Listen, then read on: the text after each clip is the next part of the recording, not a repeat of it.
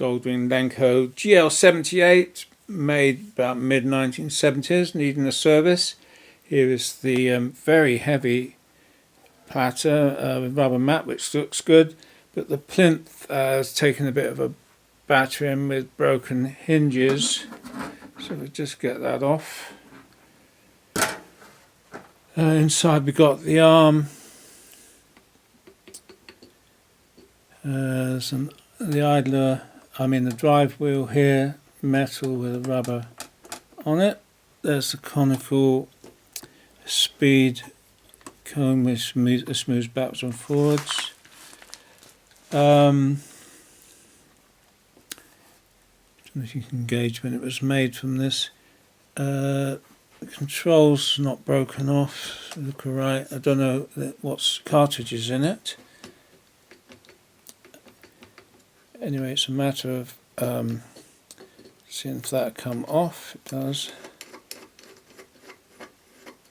It should pull out. Oops.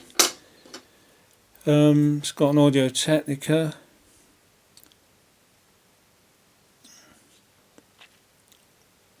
Hopefully that'll be alright. There's a mechanism there. So it's just a matter of checking all this off, cleaning any hard grease off, making sure it works. The original lead, tell how old it is. When the mains plug doesn't have the little insulators which modern plugs have, and pretty thin audio lead.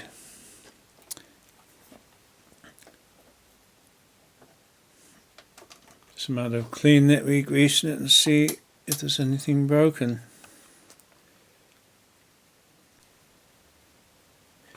I think the V blocks or bearing blocks have probably gone on this arm.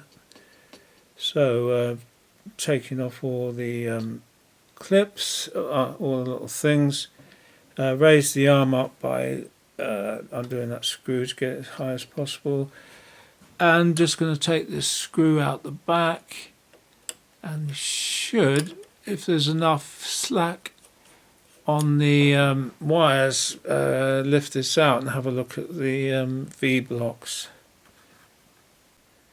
I undid the screw and then it just comes off and leans over, and now you can see the two these plastic blocks that the knife edges rest in. I'm assuming that these are the original ones. They look pretty old, and they come out very easily, so I just need to buy a pair of new ones which are available on the internet, either in rubber or some sort of plastic. See, that one's pretty much disintegrated. Won't actually come out, stuck. Yeah, it's broken up, as you can see. So just need to order a couple of blocks and fit them in there. I obtained some Desmo V blocks from eBay. There were some others available. Now these Desmo ones are just a channel, V channel, whereas the original ones had a back on them, like a buffer, and also they've got a locating pin in the bottom. You can just see that. So I'm assuming they had the sides so that the knife edge, if it moves backwards and forwards, wouldn't touch the sides of this, so it would touch the side of that. But these don't have that. Anyway, they come with comprehensive instructions, though it should be straightforward. The main thing is it said if they don't fit snugly in the blocks. Anyway, so here it is. Got to be careful this doesn't snap off. It's just soldered the earth wire. You can check the these are the V pivots here. Just make sure they're clean. I haven't got any anything on them. and I'm just going to I'm going to fit these in. Make sure the slots are clean. I use an old toothbrush, which is very useful for getting out dirt from little crevices. And then we're going to take these. They've got a silver dot on one side, and it says you put the silver dot on one side, the correct side. So that fits in there. It seems to fit quite tightly. And the other one, silver dot, we want it facing the same direction. As they're a match pair. That seems to fit quite well too, it's not loose. So that's it. All I need to do now is fit this back, drop this back in there, and then carry on with the adjustments. You may have to take the bottom off to get the wires back down through the little tube. It's hard to push them down from the top, and you don't want them bunched up inside. So you have to take this bottom, just held on by 4 feet, and carefully pull the wires back down through. You can just see them going down, and once you've got them down,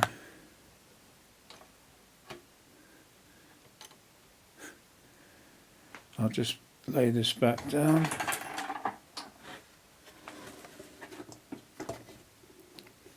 Inside here, you just want the wires to go down so this can sit in the V blocks.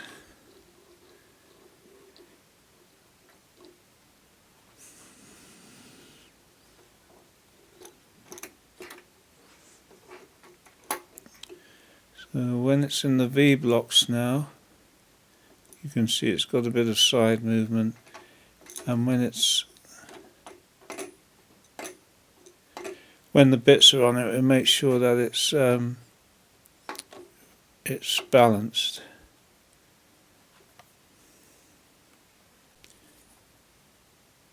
Fit the D plate back in position and screw it back in.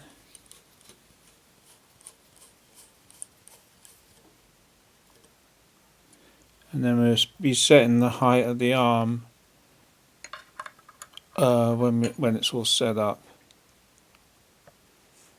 Make sure the wires are not binding, just they're free to move up and down the tube.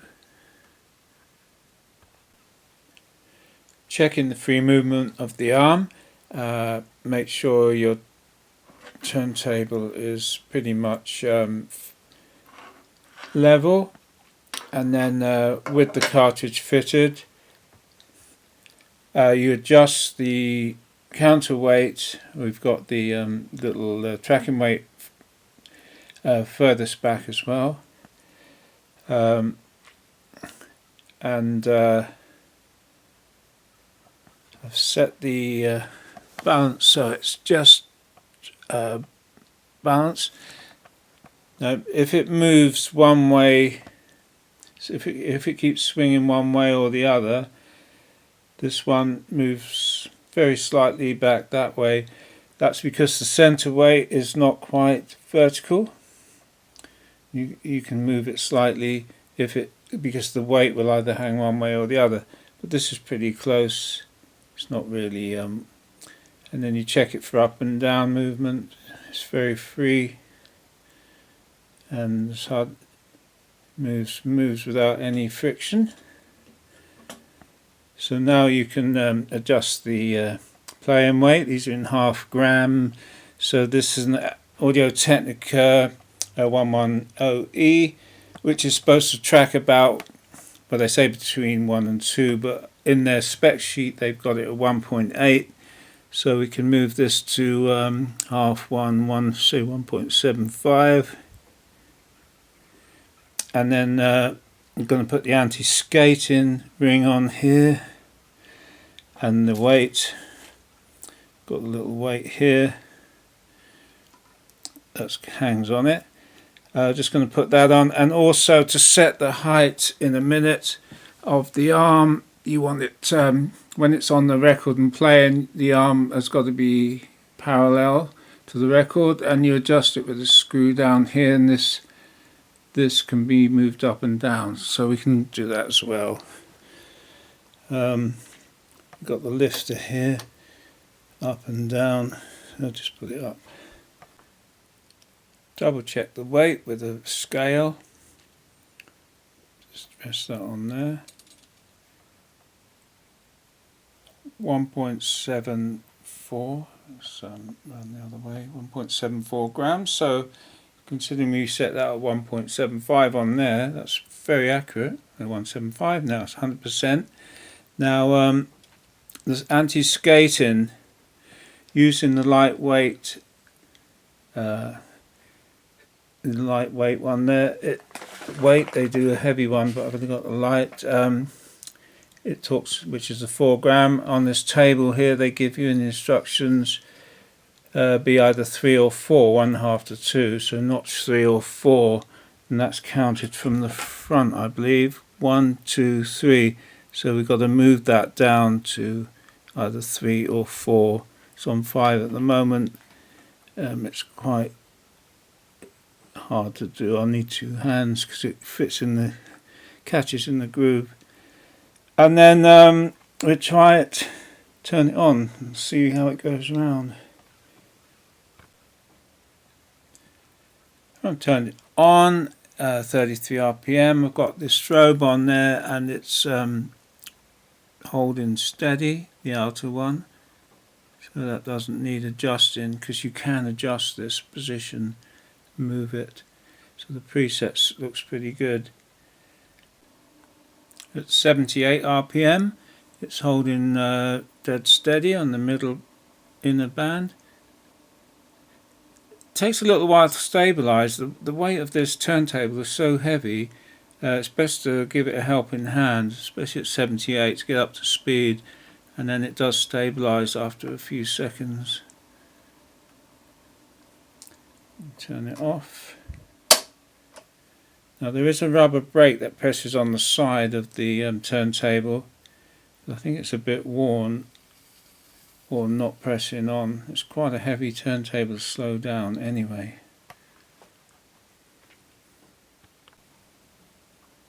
Adjusting the lifter so that when the arm is raised, you want it raised just above the record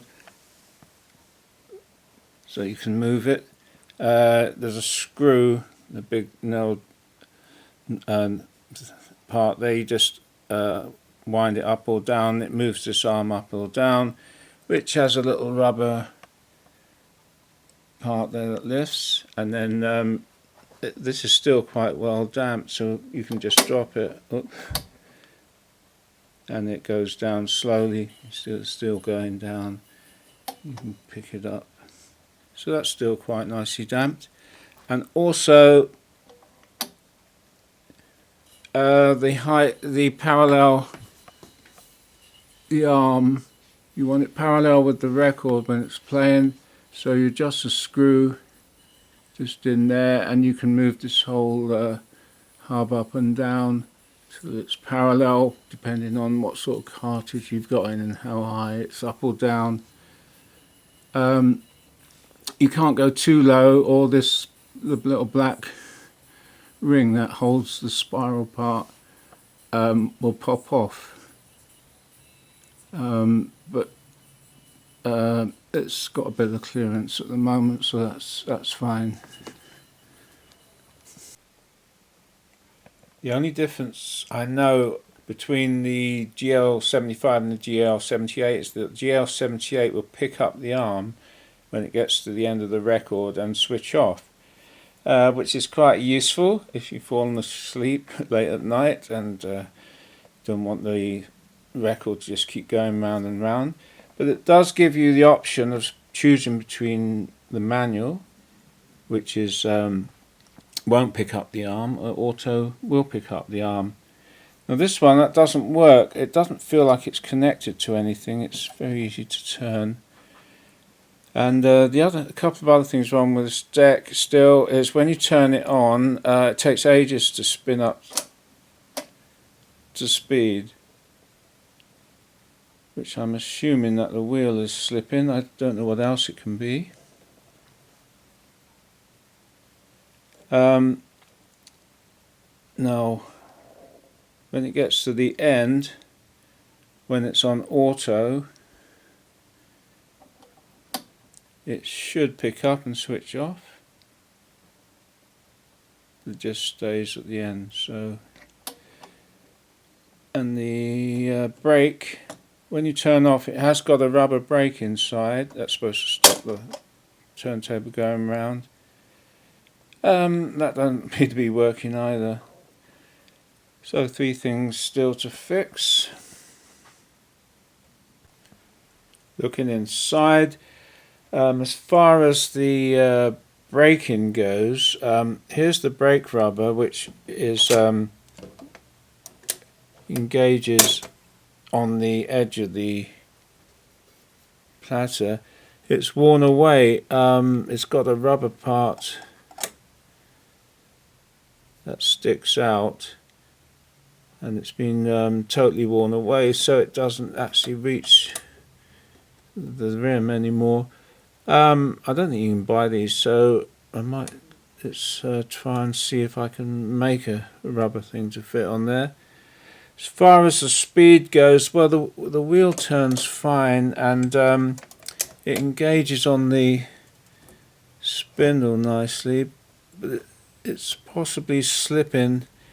So I'll clean this up with some cleaner, clean the spindle, clean the inside of the platter where it rubs contact, see if that's slipping. As far as the auto system goes, it does, this arm here either engages or doesn't engage this mechanism, so I've got to work out why that's not releasing when it's in the auto position. I think it's supposed to push that clip. By the way, here's the date when it was made, 1973. Everything else seems pretty free. When this goes to play, it's got this stop to stop the arm jumping off. Sorry, you can see that wraps around there. It's got some adjustment. There's a spring holds it on. All these, and it does hit the back of there as well. So I'm assuming it's got enough height, and it's not being stopped by any of these bits of metal. All these rubber parts seem good, and everything seems to slide okay. There's the speed.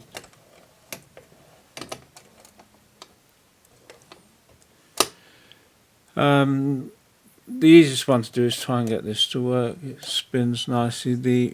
The shaft of the motor spins completely freely. There's no play whatsoever.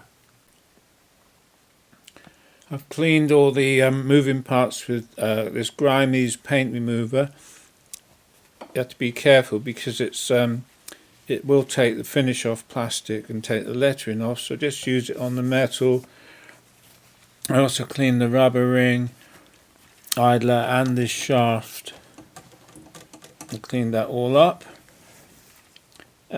And as far as the rubber brake goes, I've pushed a plastic washer down behind it to push it out towards the rim. It's still quite flexible on the end. Now the auto return mechanism, you can see it moves that. When it's in that position and you switch it on, let's see, let's just lower that. As this moves in, eventually in this slot here, it pushes that over, moves it here. Now on the turntable there's a wire piece sticking up there, which actually catches on this part here and pushes it round like that. All the way around it pushes this lever here as well, and as you can see, pushes that over and pushes this to off. So this is raised up and the deck goes off. I'm not sure, looking at that, it's got a bit of wear on the end. It could be that the this isn't catching on it. I'm not sure. Anyway, let's just check the rest of it, the brake and the drive wheel, see if that works now. After modifying the brake rubber and cleaning up the idler and or the spindle and that, let's just see if it spins up quicker now. Yep, it's definitely spun up to 33 RPM quite quickly now. I think the brake works. Let's just switch it off. Yeah, the brake works now. You can hear it squeak and it stops it. Let's try a faster speed. Let's go up to 78 RPM. See if it picks up speed right now. Yep, that's pretty good. Before it didn't even get going. So that was just a matter of cleaning that rubber wheel and idler and the bottom of the deck.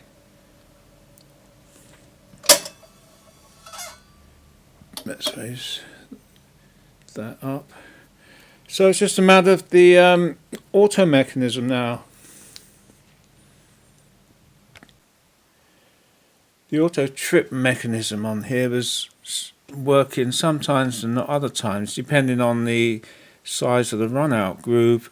Now how this works is when you turn it on, this arm swings right down this slot like that, and this arm is pulled fully back.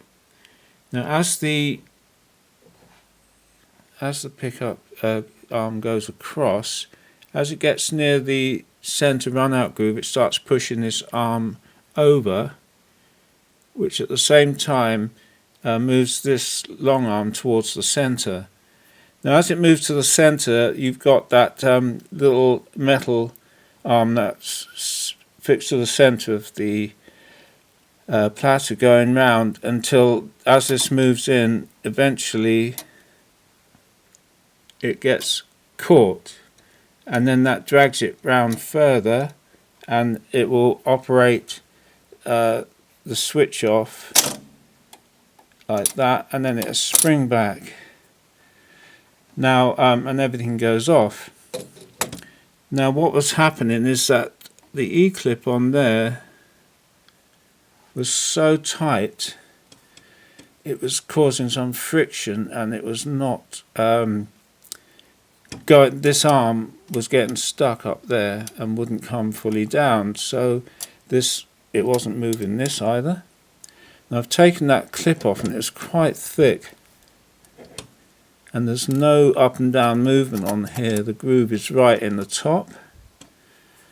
I tried a much thinner one, it's still too tight. Well, leaving it off, it seems to work. And there's one more thing on here, you probably can't see it. Zoom in a little bit. On here, there's a flat machined in the side of there, and very cleverly, this arm, this little spring arm, engages on that flat, and as you pull the on off the switch to on,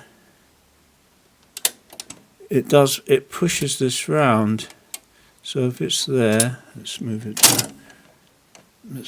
back. The flat's just there now, and as you pull this on, it pushes on the edge of that flat and moves this round.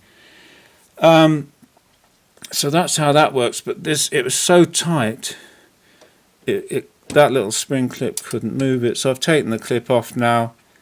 All I can do is leave it off, really.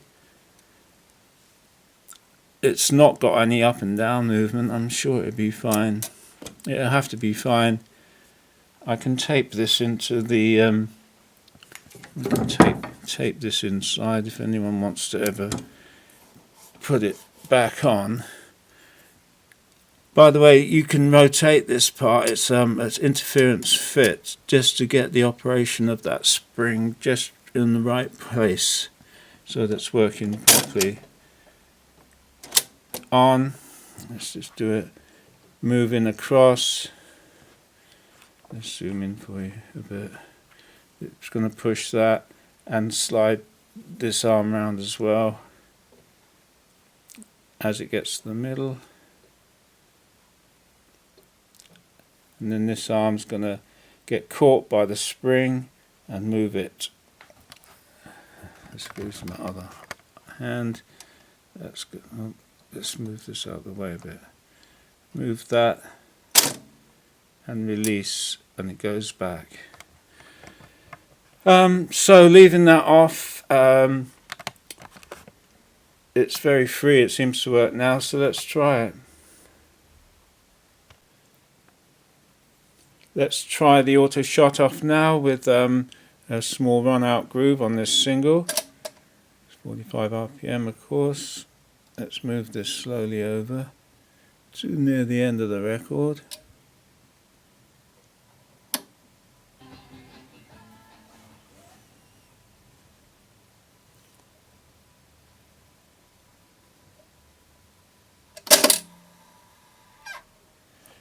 Okay, I think that's pretty much solved that problem now. We can try it with a LP, which should be the same. Let's just check that the auto stop works at the end of an LP and the run out grooves.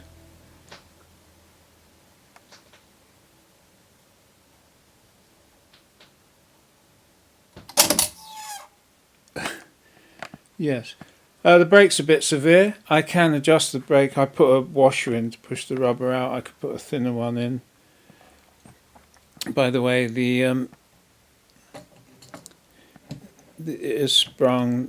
springing is working, so that's good too.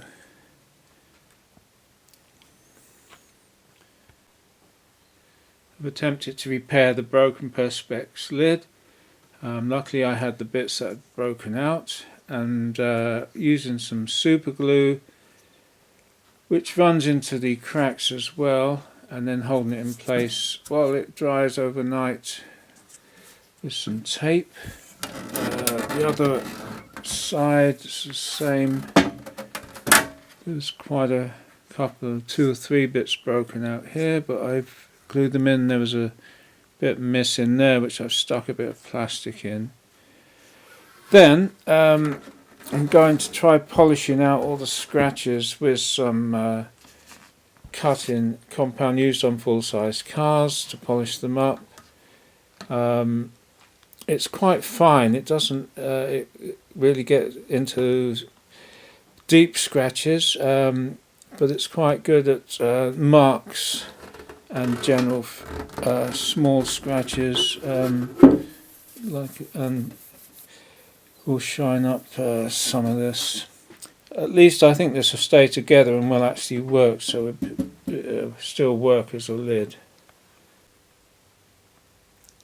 It's polished up best I can get it. It's a lot cleaner than it was, so it's just a matter of fitting it back on the deck now. GL78's all finished now. I've done everything I can.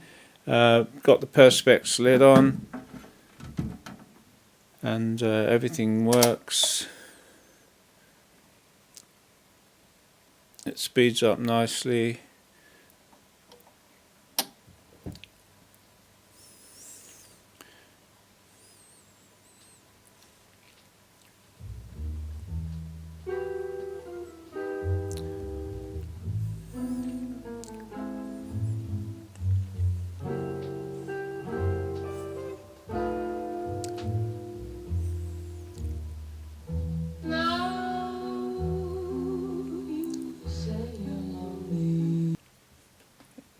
So everything's finished. Nice deck, made early 1970s, so still pretty good for playing your records.